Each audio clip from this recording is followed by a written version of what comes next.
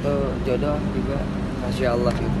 Jadi kita menjalankan yang terbaik aja menurut kita, dan planning kedepannya kalau untuk saat ini sih lebih ke fokus dulu untuk kuliah nih gitu, mau tamatin dulu lah, kelarin dulu lah gitu, biar enak nanti dapat jodohnya juga udah ada gelarnya.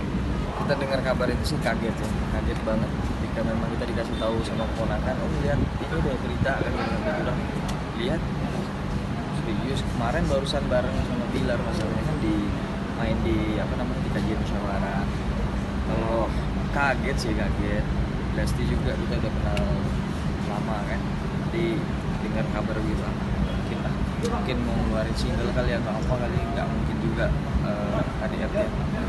Tapi lihat apa namanya humas dari itu kan kepolisian ya, iya, ya apapun itu beritanya kita doakan aja yang terbaik. Kalau melihat dari apa namanya ya memang begitu ya, apa namanya dari podcastnya dia mengakui seperti itu. Masuk rumah sakit pasti Gimana? ya, mungkin paling bisa mendoakan aja yang terbaik, karena memang kapasitas Siti juga nggak ada terlalu jauh, nggak bisa hanya sebagai adik dan kakak lah gitu. Jadi hanya bisa mendoakan semua, moga-moga ya dari hatinya udah gitu juga dari semuanya itu mudah-mudahan diberikan kelancaran. Tapi kapasitas kita tidak bisa kontrol juga sih, jauh untuk hal itu, karena mereka yang merasakan, mereka yang tahu. Jadi kita cukup mendoakan dan support aja. Mudah-mudahan Allah kasih solusi yang terbaik lah. Gak pernah untuk menceritakan tentang masalah keluarga masing-masing, itu juga nggak pernah. Paling Di lapangan doang. Kalau main bola ya itu di lapangan aja. di lapangan aja. Mungkin yang pastinya buat para penggemarnya Dede mungkin ya harus mendoakan Dede supaya kuat, insya Allah mudah-mudahan Ya. mentalnya juga kembali pulih lagi, insya Allah. Bagi perempuan ya pasti mainnya perasaan banget, yang terpukul banget, dan insya Allah mudah-mudahan sembuh cepat, pulih lagi, bisa beraktivitas seperti biasa, karena tapi juga butuh ibu yang sehat ya, menyusui juga. KDRT atau kekerasan di dalam rumah tangga itu diatur di dalam Undang-Undang Nomor 23 Tahun 2004 ya, yang mana hukum konvensional mengatur secara ketat bagaimana KDRT tersebut. Di mana fakta yang terjadi di lapangan, kasus-kasus yang selama ini terjadi adalah suami melakukan kekerasan fisik terhadap si istri. Hal ini juga menciderai daripada hukum Islam, di mana Islam sangat menjunjung tinggi bagaimana seorang laki-laki itu untuk menghargai daripada seorang wanita, apalagi itu adalah istri kita. Dunia itu hanyalah perhiasan, sebaik-baik perhiasan ada pada wanita yang salehah. Oleh karenanya hadirnya Islam adalah untuk mengangkat derajat dan martabat seorang wanita. Sehingga Nabi SAW memberikan pesan khusus kepada laki-laki, istausu bin nisa, berwasiatlah kalian kepada wanita dengan wasiat yang baik. Fa innal mar'ata khuliqat min dhilla, karena wanita itu diciptakan daripada tulang rusuk. Filosofi daripada tulang rusuk tersebut, Nabi SAW memberikan pesan, di mana tulang rusuk tersebut apabila kita paksakan maka dia akan patah. Namun tatkala kita diamkan, tulang rusuk tersebut akan tetap bengkok. Disitulah kehati-hatian kita di dalam bergaul dengan wanita, khususnya adalah istri kita. Bagaimana lisan kita ketika kita berbicara dengan wanita, bagaimana akhlak kita kepada sebagai suami terhadap si istri, ya. Nah itu yang Bilar juga nggak nelpon, ya kan? Kita WA juga dibukanya lama, ya kan? Ya kita nggak tahu.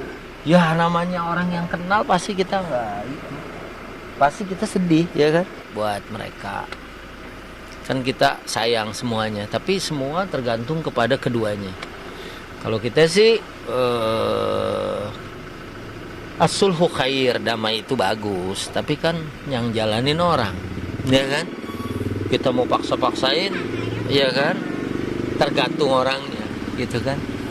Saya juga nunggu sebenarnya, nunggu dihubungin, gitu kan?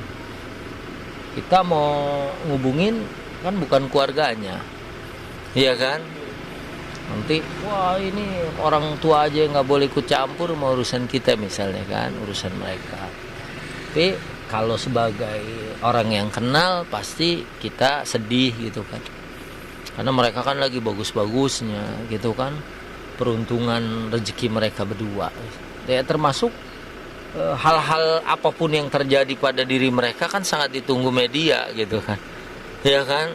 Kadang-kadang good news is good news, bad news is good news also, ya kan gitu. Jadi semuanya sama-sama kalau ada berita gitu diuber. Ya kalau kita sih maunya good news terus, ya kan? Berita bagus, ya kan? Ya tapi itu semua ya dalam hidup memang begitu, ya kan? Nggak bisa kita tebak-tebak begini, nggak taunya. Pada hakikatnya suami istri sebagai manusia dibekali dengan fitrah yang namanya hak dan kewajiban. Hak dan kewajiban tersebut diatur di dalam Undang-Undang Nomor 1 Tahun 1974 tentang hukum perkawinan. Namun berjalannya daripada lika dan liku rumah tangga, seringkali ada hak dan kewajiban yang memang tidak terpenuhi baik dari pihak suami maupun pihak istri, sehingga timbullah yang namanya sifat kecewa ataupun sifat marah baik suami terhadap istrinya maupun istri terhadap suaminya. Sifat marah ini telah diwanti-wanti oleh Rasulullah, di mana Nabi SAW mengatakan la taqdab falakal jannah, janganlah engkau marah maka bagimu adalah surga. Di mana Nabi SAW ingin menyampaikan agar kita dapat menahan daripada amarah kita, sehingga orang yang dapat menahan amarah itu sangat dimungkinkan dia memiliki kompetensi untuk masuk ke dalam surganya Allah Subhanahu wa taala.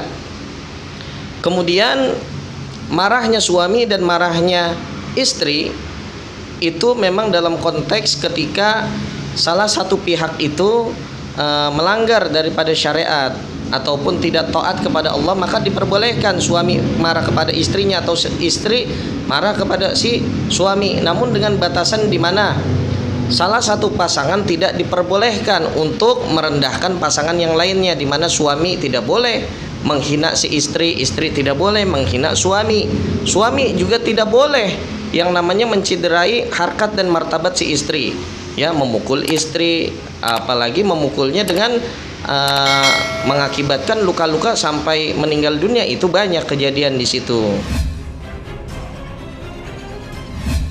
Sebenarnya sih kalau gue temenan sama dia enggak, kenal dia juga enggak, tapi tahu ya, beda kenal sama tahu itu ya beda ya. Kenapa gue bisa tahu? Karena memang di entertainment itu kan circle-nya pindah-pindah Mas ya. Circle-nya dia ke gue nih, circle-nya gue ke sono, ke sini, nah gitu. Jadi mungkin dulu saking kelakuannya kontroversi ya bagi orang-orang di balik layar, jadi sering menceritakan dia dan seliwar-seliwar di kuping saya gitu. Jadi yang nggak sengaja, nggak kepingin tahu juga, jadi tahu gitu. Seperti kayak dia kan syutingnya baru dulu masih figuran ya, masih figuran, horor masih 1,2 juta, terus syuting juga 6 bulan sekali, tapi punya BMW. Nah itu orang-orang wonder gitu. Saya sih nggak mau tahu, tapi orang-orang cerita, iya itu anak kok bisa ya mau bilang BMW, masih kredit sih, tapi dia dari mana kreditnya gitu. Jadi orang itu kayak curiga mungkin ke arah negatif gitu. Itu kayak itu 2016 deh gitu, gua dengar tuh. Ya itu gue lagi, jadi gini, gue lagi meeting sama rekan gue. Danang itu sekarang udah almarhum. Nah pada saat gua meeting untuk proyek layar lebar kita, tiba-tiba ada kerusuhan di situ, heboh gitu. Oh, yang transgender sampai tidur di tanah, yang tante-tante sama laki-laki berambut panjang teriak-teriak. Jadi kita satu kafe itu memang ada apa nih. Nah disitulah pertama kali gua ngelihat si RB ini. Di situ pertama kali gua ngelihat siapa itu. Jadi ternyata 3 orang ini berantem karena memperebutkan si RB ini, karena orang-orang di situ mengakui bahwa RB pacaran sama tiga-tiganya. Tuh 2016 itu. 16 ya. Itu pertama kali gua ngelihat wujudnya. Gua nggak tahu malah dia artis di situ. Oh nggak tahu gue. Nah, sejak itu pertama kali ketemu, tiba-tiba nanti kalau misalnya ada acara premier gitu, kita kan kalau misalnya ada orang kita lihat, dia ribut, kita kan pasti hafal kan Mas ya. Jadi sejak kejadian 2016 itu kalau misalnya ada acara premier film, kan gue sering diundang kan dulu, sering datang dulu kan. Karena gue tergabung di manajemen artis besar pada saat itu, jadi dipaksa untuk datang untuk ada premier. Nah ya kalau dia ada di acara premier itu, ya pasti dalam hati loh, ini kan yang kemarin jadi rebutan itu kan di kafemu gitu. Cuman ya gue nggak tegur sapa, gue nggak peduli, cuman sekedar oh gitu doang. Itu kalau gue memang nggak kenal mereka, rekan gue hanya yang transgender, yang lain gue nggak tahu. Tapi memang yang transgender itu habis berantem itu dia duduk di sebelah gue, dia nangis di pundak gue.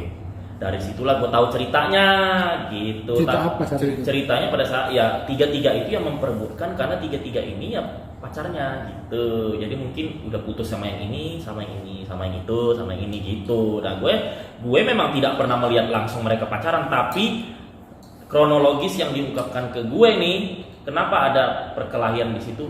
Karena itulah. Iya, rambut panjang. Itu juga sering ngasih duit dulu. Dari kronologis yang gue sering dengar. Maksudnya Gak tahu dia ngasih duit sebagai adik, sebagai teman, tapi pokoknya orang-orang di situ bilang pacaran.